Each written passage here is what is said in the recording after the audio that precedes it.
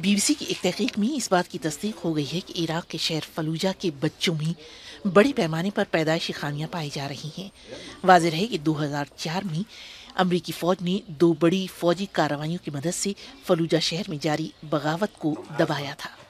Be B C کے عالمی امور کے ایڈیٹر جان سمپسن فلوجہ میں امریکی مدد سے تعمیر کیے گئے ایک جدید ہسپتال میں خود گئے، لیکن وہاں موجود ڈاکٹرز اس موضوع پر بات کرنے کے لیے تیار نہیں تھے۔ نامہ نگار کو بتایا گیا کہ ڈاکٹر اس لیے بھی کچھ کہنے سے گریز کر رہی ہیں کیونکہ عراق کی حکومت امریکیوں کے لیے مشکلات پیدا نہیں کرنا چاہتی۔